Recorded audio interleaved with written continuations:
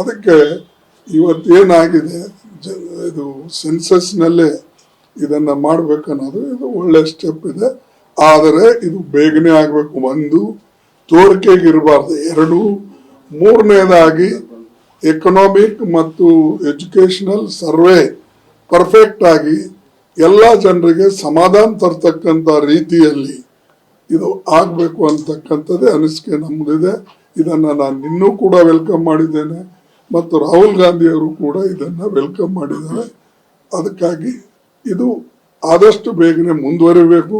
ಮತ್ತು ಈಗೇನು ಬರೇ ಒಂದು 550 ಕೋಟಿ ರೂಪಾಯಿ ಇದಕ್ಕೆ ಸರ್ವೆಗೆ ಇಟ್ಟಿದ್ದಾರೆ, ಅದನ್ನು ಎದಕ್ಕೂ ಸಾಲೋದಿಲ್ಲ.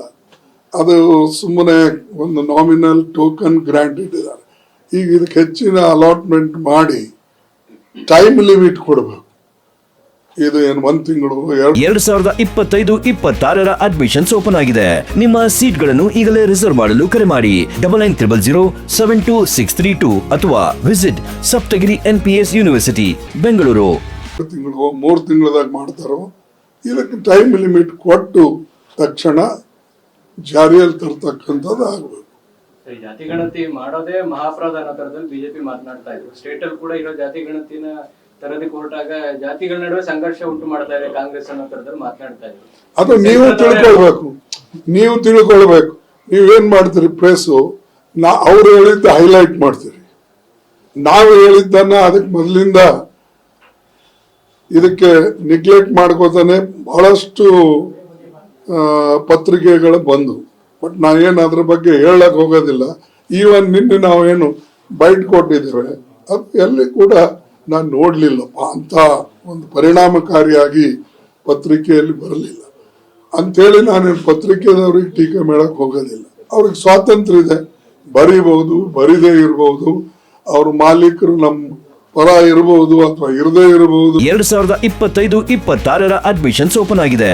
ನಿಮ್ಮ ಸೀಟ್ಗಳನ್ನು ಈಗಲೇ ರಿಸರ್ವ್ ಮಾಡಲು ಕರೆ ಮಾಡಿ 9900072632 ಅಥವಾ visit Saptagiri NPS university Bengaluru.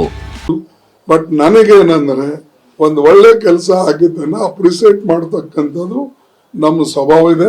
But ಈ ಹೆಸರಿನಲ್ಲಿ ಅನ್ಯಾಯ ಆಗಬಾರ್ದು. ಆದಷ್ಟು ಬೇಗನೆ ಇದನ್ನ ಸರಿಪಡಿಸ್ಕೊಳ್ಬೇಕು.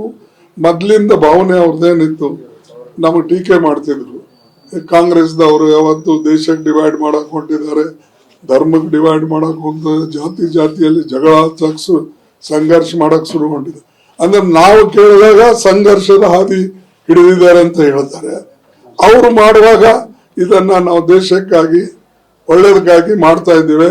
ನೆಹರು ಅವ್ರು ಅಪೋಸ್ ಮಾಡಿದ್ರು, ಅವ್ರು ಅಪೋಸ್. ಅರೆ ನಾವ್ ಹೇಳಿದ್ದೆ ನೀವು ಅಪೋಸ್ ಮಾಡಿರಿ. ಒಂದು 75-80 ವರ್ಷದ ಕಥೆ ಈಗ ಹೇಳಿದ್ರೆ ದಿಸ್ ಇಸ್ ನಾಟ್ ಗುಡ್.